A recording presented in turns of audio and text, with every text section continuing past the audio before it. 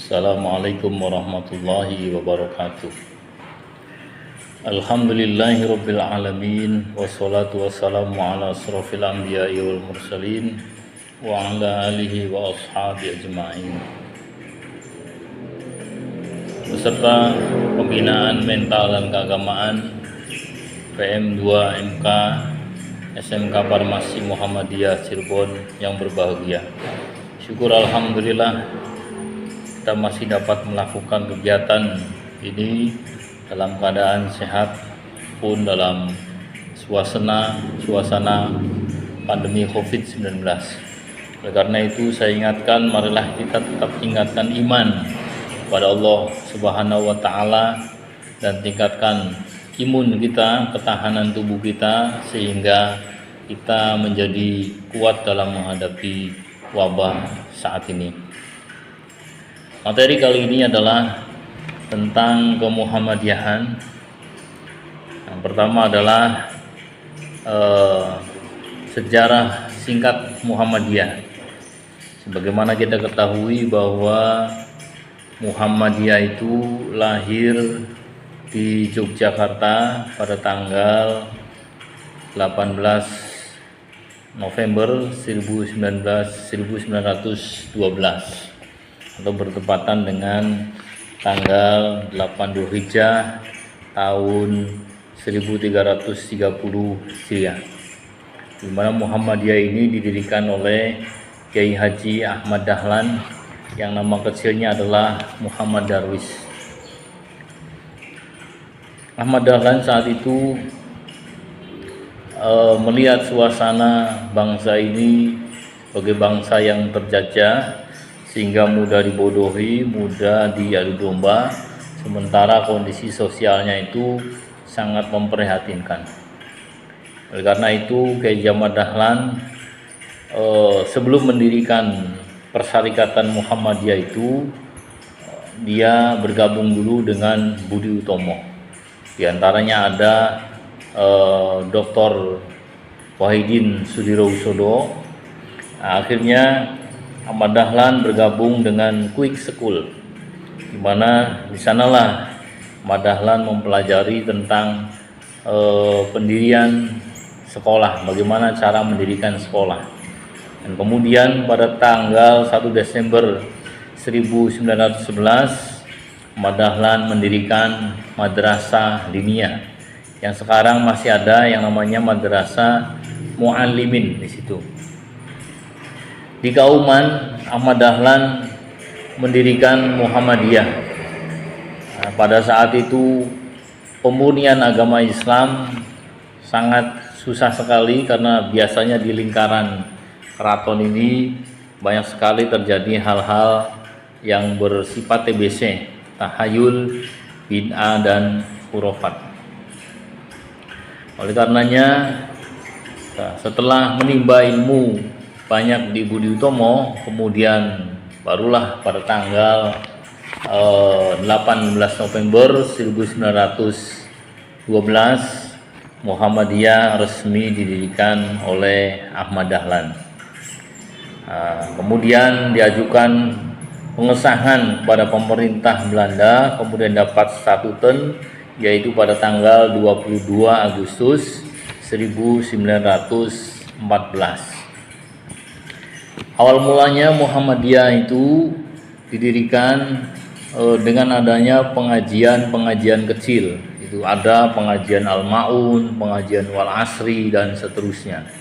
Sehingga semakin besar pengajian itu, kemudian semakin mewujud nyata hasil dari pengajian. Awal-awal Ahmad Dahlan itu selain membahas surat Al-Maun, kemudian menanyakan kepada para santrinya, apakah kalian akan mengaji Al-Quran saat ini ke surat yang lain?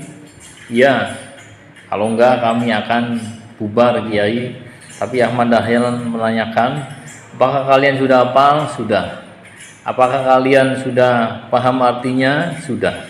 Apakah kalian sudah melaksanakan isinya? Belum. Akhirnya Ahmad Dahlan memerintahkan para santrinya untuk melaksanakan langsung isi daripada ayat yang dibahasnya itu. Akhirnya mulai saat itu mengamalkan surat Al-Maun, yaitu menyantuni fakir miskin, kemudian mendirikan panti-panti asuhan, kemudian termasuk mendirikan madrasah dan mendirikan rumah sakit. Saat itu namanya PKO, penolong kesengsaraan umum. Muhammadiyah dari sisi bahasa yang berarti Muhammad dan iya, yaitu pengikut Muhammad. Jadi Muhammadiyah itu menginginkan bahwa gerakannya ini sesuai dengan syariat yang dicontohkan oleh Nabi Muhammad SAW, di mana dalam prakteknya ingin memurnikan ajaran Islam. Kemudian dari sisi bahasa, Muhammadiyah itu adalah organisasi yang didirikan oleh Kiai Haji Ahmad Dahlan di Yogyakarta pada tanggal 11 November 1912 ya, di Yogyakarta. Adapun tujuan didirikannya Muhammadiyah yaitu menegakkan dan menjunjung tinggi agama Islam sehingga terwujud masyarakat Islam yang sebenar-benarnya. Itulah Muhammadiyah, yaitu gerakan dakwah. Jadi Muhammadiyah itu bukan paham baru, bukan ajaran baru, tetapi ajaran Islam. Ya, Muhammadiyah bersifat organisasi. Kemudian Ahmad Dahlan juga sebelum mendirikan Muhammadiyah ini awal mulanya berangkat haji, kemudian di sana menuntut ilmu, berguru kepada Syekh Ahmad Khotib dari Minangkabau, kemudian juga Syekh Nawawi dari Banten, kemudian juga ada gurunya lagi Ki Mas Abdullah dari Surabaya, Kiai Paki dari Mas Kumambang, termasuk berguru kepada ulama-ulama dari Timur Tengah. Di antaranya adalah Ibnu Taimiyah, kemudian Jamaluddin Al-Afghani, Muhammad Abdu dan Rasyid Ridho. Di mana dari majalah Al-Manar saat itu yang diterbitkan, yang dibuat oleh Muhammad Abdu dan Rasyid Ridho, sehingga Kiai Ahmad Dahlan mendirikan Muhammadiyah. Dan ini juga landasannya adalah Quran surat Ali Imran ayat 104. Wal takum minkum ummatun yad'una ilal khair wa ya'muruna bil ma'ruf wa yanhauna 'anil munkar wa ulaika humul muflihun. Para peserta yang berbahagia, kemudian seiring dengan perkembangan zaman, Muhammadiyah terus berkembang sampai saat kemerdekaan dan sampai pasca kemerdekaan. Makanya Muhammadiyah itu usianya melebihi usia negara ini. Jadi sebelum ada negara Indonesia merdeka, Muhammadiyah sudah lebih awal berdiri. Peserta yang berbahagia, kemudian dalam paparan singkat ini ada Ortom. Ortom yakni organisasi otonom, di mana Muhammadiyah mempunyai organisasi otonom yang diberikan otonomi pada organisasi itu. Diantaranya adalah Aisyah. Aisyah ini lahir berdiri pada tanggal 19 Mei 1917. Nah, ini adalah organisasi para ibu-ibu Muhammadiyah, istri-istri dari pengurus dan anggota Muhammadiyah. Kemudian ada Hizbul Waton. Hizbul Waton adalah pandu Muhammadiyah. Hizbul Waton berdiri pada tanggal 18 November 1918. Ya, saat itu Kiai Haji Ahmad Dahlan berjalan di depan Keraton Mangkunegaran Solo melihat para pasukan keraton yang rapi kuat, sehingga berinspirasi bagaimana kalau pemuda-pemuda Muhammadiyah ini dididik seperti itu. Akhirnya baru didirikan adalah Pandu Hizbul Waton. Dan salah satu kadernya adalah Jenderal Sudirman. Panglima Jenderal Sudirman adalah merupakan anggota daripada Hizbul Wathon saat itu. Kemudian ortom yang lainnya adalah Nasyiatul Aisyah. Ini organisasi putri Muhammadiyah. Ya, para pemudi Muhammadiyah, yaitu didirikan pada tanggal 16 Mei 1931. Kemudian ada juga Pemuda Muhammadiyah yang didirikan pada tanggal 2 Mei 1932. Kemudian ada Tapak Suci Putra Muhammadiyah. Ya, pencaksilatnya Muhammadiyah adalah Tapak Suci Putra Muhammadiyah. Ini didirikan pada tanggal 31 Juli 1960. Kemudian ada Ikatan Pelajar Muhammadiyah otonom di tingkat pelajar. Ini didirikan pada tanggal 18 Juli 1961.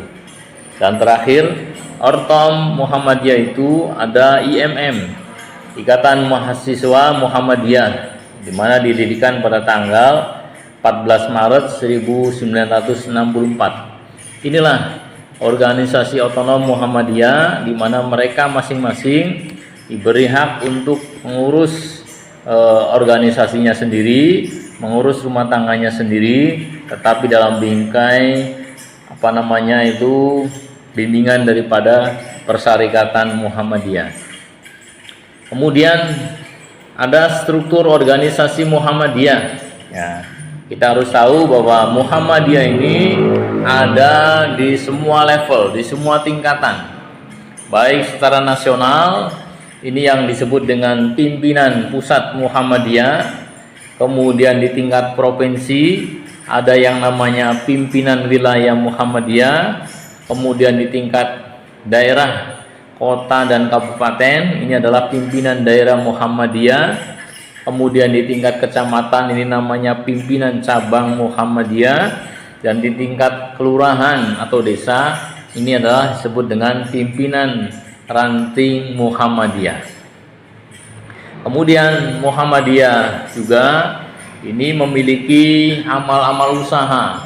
Ya, amal usahanya banyak, yaitu dari pendidikan. Pendidikan ini mulai dari tingkat PAUD, ya, dari tingkat TK sampai dengan perguruan tinggi. Ini ada di seluruh pelosok Indonesia. Namun di Indonesia bahkan sampai ke mancanegara. Muhammadiyah saat ini tengah mengembangkan organisasinya ke berbagai belahan dunia.